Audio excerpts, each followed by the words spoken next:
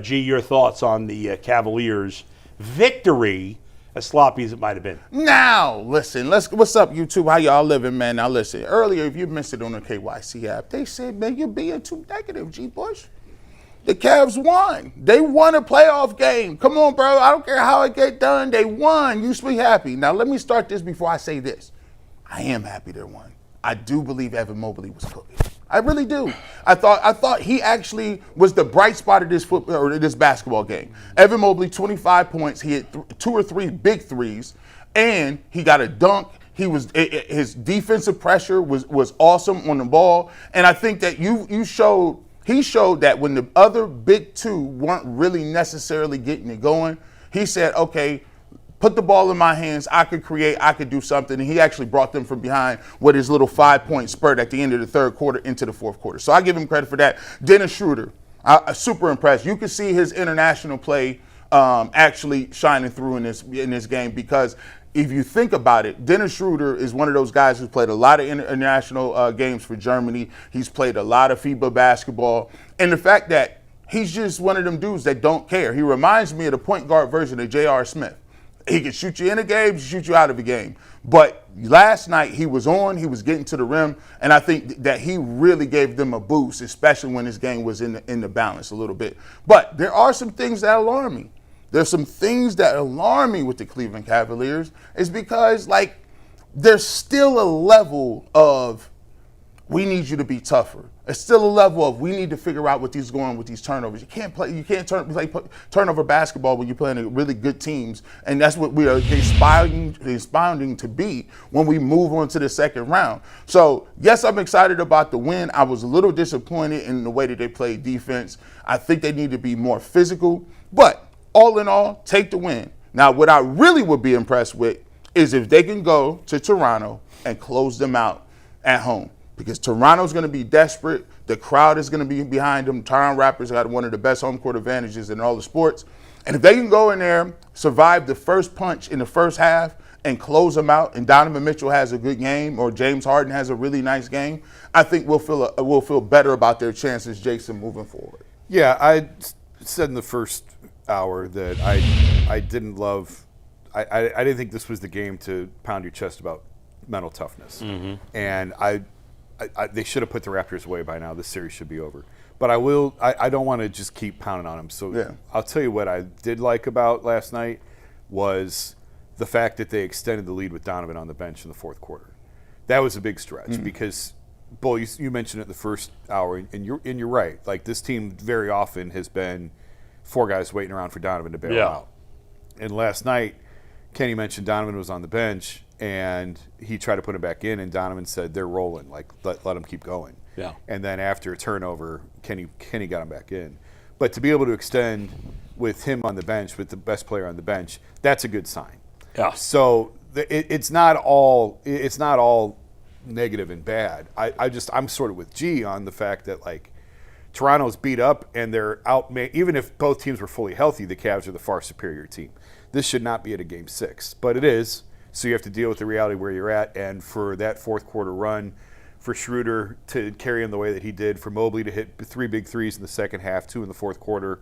You know, we said, I think we were off the air and we were talking about Mobley and if they're leaving him open, and I said, you got to take that shot. Yeah. If that's the shot they're giving you, you got to step into that shot and you got to take that shot. We also didn't mention they changed the starting lineup, pulled Dean Wade out, put Max Strus in. Yeah. Kenny said, and Mike made a great point of this observation earlier, that they were sort of junking up how the Cavs could run pick and rolls. They were clogging the paint. Kenny wanted them to keep a little bit more honest defensively, so you go to Max. It worked. On the offensive end, I thought it left them exposed on the defensive end. I thought Toronto got to where they wanted relatively easily, and I thought Toronto did a good job of taking advantage of mismatches throughout the game.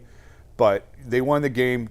And I'm with Garrett on this, go to Game 6 and close this out. Do not come back here for a Game 7. I do think I like the change. Yeah, I'm obviously not a big Dean Wade guy. Mike was squawking about his plus-minus, but that kind of disappeared in the second half there, Mike. Yeah, I mean, Sam Merrill, my other guy, ended up with a team best plus 19. He did have and Schroder was second, I think, or Harden was second, maybe, and Schroder Allen was was second, and then Dean and Schroder were tied for third. Yeah. So, to me, if the Cavs are going to have success in the long run in the playoffs, they're going to do it with offense. Their defense is not great. It is what it is. They need Josh Allen. They need. I wish Josh Allen. Then the Browns would win a lot more than 9 games. I'll tell you that. Sign him to a Browns contract. If they need Jarrett Allen and Evan Mobley to do their thing defensively, but like. I think they need to score in the 120s to consistently win. Not, to me, they're being very good offensively is more important than Dean Wade's defense in certain spots because he's just such a non-er offensively. I couldn't make a shot yesterday, but anyway, I don't want to dwell on that. I agree with your ultimate points that if they don't clean up some of the things they're doing, they're not going to go as far as we like them.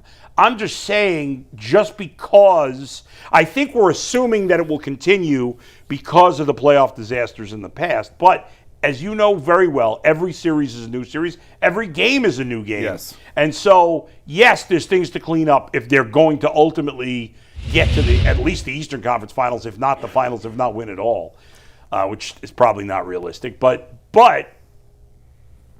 that could definitely happen because they are talented enough to make that happen. And it is a different mix than years past. And maybe something yesterday, the way Mobley and Allen played down the stretch defensively and Mobley offensively, maybe that changes something. I don't know. I actually believe that the Cavs actually do have a pathway to winning a championship. And to me, their pathway of doing that is defensive intensity and limiting turnovers.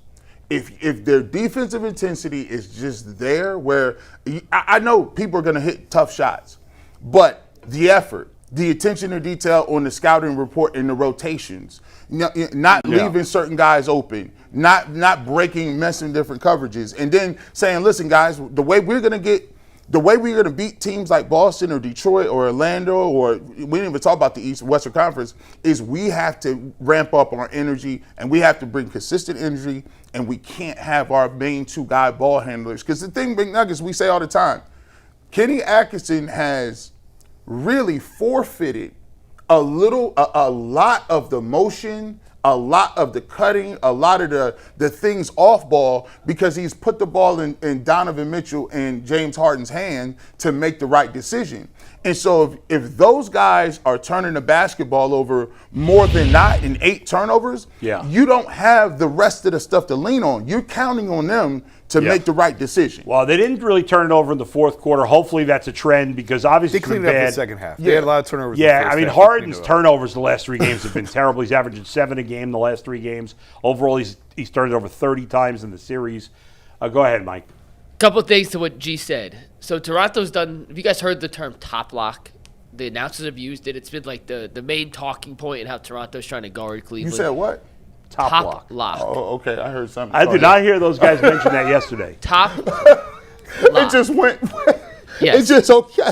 All right, that's what's up, McNuggets. All right, I know where you're going. All right now. Top TOP space LOCK. It's basically it turns the game into 4-on-4. They want to deny James or Donovan the ball and say someone else has to beat us. It's right, like, and they did that in Game 3. They did it in Game 4. They did it again last night in Game 5.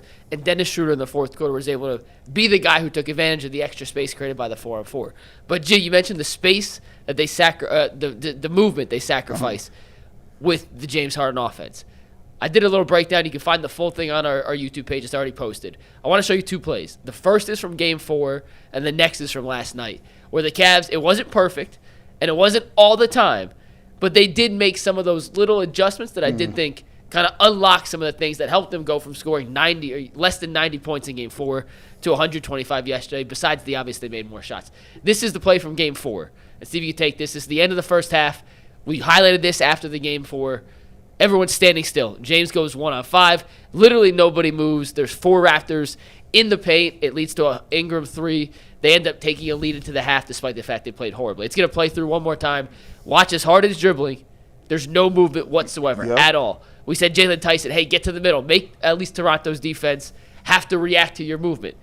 Boy, you see that? Yeah, there was like 4 guys defending him. Yep. Let's go to last night. Same situation. Tyson cuts. It forces 2 of Toronto's defenders to move and have to go find the next guy, and it leads to a Dean Wade backdoor. If we're able to pause this, which we're not, it starts from the exact same situation, just going the opposite way that the other clip Great started. pass by Tyson. Yeah. Cuts to the middle. That means Barnes, who's guarding Allen, has to step up. Mamu, who's guarding Dean Wade, has to slide over to Allen, so it's not an easy dunk. And the player recovering to Dean Wade, look how far he has to chase him. By the time the ball gets there, it's an easy dunk. It's the first time Dean's had 2 dunks in the game since Kansas State, by the way. Not often it happens. It did last night. That was just one of the little changes the Cavs made offensively that helped kind of unlock and unclog what had been such a stagnant performance in Games 3 and Games 4. That was good. That was good. I loved it because that backdoor action, you want to make them move. That backdoor cut. You know what I'm saying? That backdoor cut. You know what I'm saying? Top lock, that backdoor action. Yeah, that's crazy, man. We might actually have to just. There's a full break. If you want to see more of those, check it out. I didn't see By the way, it wasn't Mamu the bad guy in Doctor Strange, in the Doctor Strange movie? Wasn't that Yes. the Yes. creature? Yes. Was that Mamu? Yeah, that was him. Like, but by the Mamu way, Shavili? the motion that they need is kind of tough because what happens is if you do have the ball in your hand a lot, McNuggets, it's tough because what you start to do is if you go back to even with LeBron, people just stand around and wait in the corner. And that becomes what you're doing, standing around waiting to get the ball. It's a blessing and a curse when you have someone that good. Yes. So, listen, and let's say this. We'll give him this. James Harden's been here for how long? A half a season and 1 playoff series. Like, at the end of the day, like there's some things that they need to still get it fixed on the run. So Right. Yeah. So we'll see. If they win this series in Toronto, we'll be back drinking the Kool-Aid because then we're gonna say we can see a path to the Eastern Conference Finals because it's Orlando. And to be honest with you, It's not Orlando yet. Detroit did win yesterday. they did. Hey, but who do you want in that series? If I'd still rather play Orlando. I actually think Orlando's more talented than Detroit. I'd rather play Detroit. I kind of flipped in Think the middle. Orlando's more talented than Detroit? Yeah. Oh, it's not close. Yeah, they for sure. I mean, Then why are they the 8th seed and Detroit's They had one of the seed? worst seasons that you could possibly put together. I don't think they're very well coached. They can't shoot. Yeah. But overall, they had a higher win-loss total entering the season by 7 games than Detroit did. Right, but if they're poorly coached. Wagner's hurt now. That's he hurt. a calf, right? Calf. So if Wagner's hurt, they're poorly coached, and they can't shoot, why would you not rather play them? Because they have Desmond Bane and Paolo Banchero, Yep. which is officially one more person that scares me than Detroit does. Right. I like that. It was a good good comeback. answer. That's a good Well, comeback. you know what? It doesn't matter. The Cavs should beat either of them. So take care of business, and then we'll see what happens. Let me ask you guys a question real quick. If the Cavs are able to close this off in 6, they win in Toronto on Friday, they get a few days to rest, recover before whoever they play in the next round.